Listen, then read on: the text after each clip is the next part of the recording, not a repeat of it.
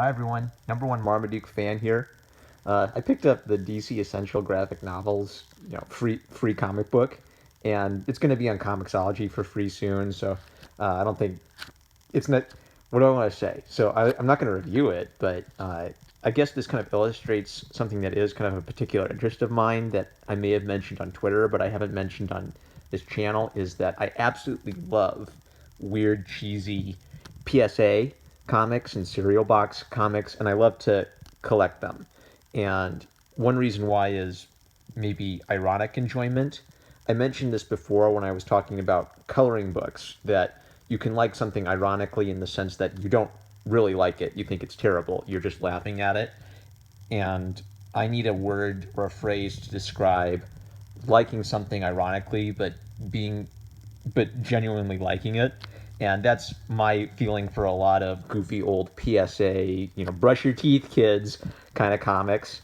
The crown jewel of my collection is the Superman Nesquik Bunny comic that I'm going to have to go find in one of my safe storage boxes sometime to show you guys, because it went viral and people were showing like pics of the highlights of it, but looking at a few pics of it does not compare to the sheer joy of reading Superman meets the Nesquik Bunny. So this one, all I wanted to just throw shade on is how they use the halftone effect on just Batman and Wonder Woman's skirt, and it's ugly because it's too large and it reads as a bunch of polka dots. It doesn't read as a shading technique, and it's so goofy, but it's somewhat charming to see these characters being used to educate kids about something like safety or to just sell a product. And I think the reason I like that is it reminds me that these are cartoon characters, even though it's kind of ham-handed and it feels like edutainment.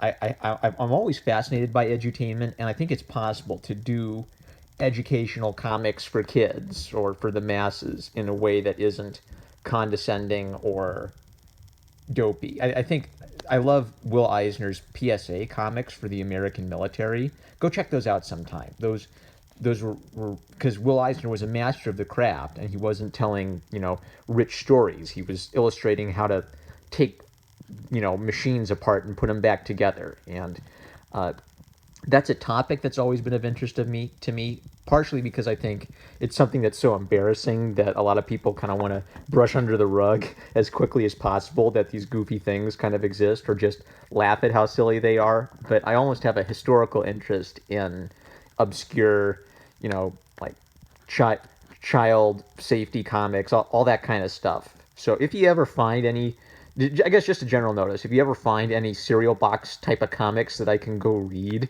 or know where I can go pick some of those up on a on an art tutor's budget, let me know and I'll review those sometime, because I get a kick out of that kind of stuff. And I do think it's related to my thesis somehow about the history of comics, good storytelling, and maybe Scott McCloud. Scott McCloud, I have some disagreements with Scott McCloud, but I do think he's correct that there is an untapped potential in the market for nonfiction comics. So I guess all I really wanted to say about this is this kind of prompted me to think about that and gave me an idea of maybe a future direction where I can talk about some really neat nonfiction comics from my library and go pick up some more to read. I'm number one Marmaduke fan. This was just kind of a quick little, more a note for myself than anything of something I want to do in the future. So sorry I wasted your time, but in the future, this video will kind of remind me that this is actually something I do want to think about and talk about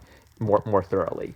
So pick this up. It was kind of goofy fun, and I'm really interested in the dense information in these suggested reading lists. I'm interested to know if they put any research into this, because sometimes it was hard to find info on the artists and writers of really old comic books, and sometimes they got the information wrong.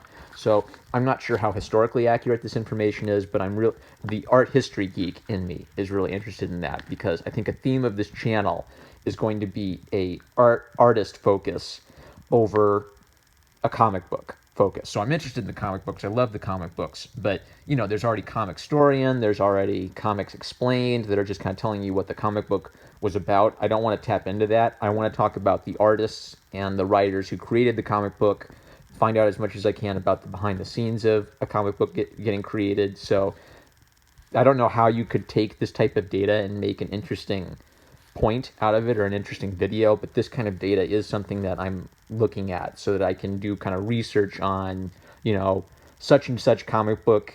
Here's what went into its creative process. Here's who worked on it. Here's what their career was like. I think I'll call it artist spotlight is the germ idea of what that series is going to be. Number one Marmaduke fan. Catch you later.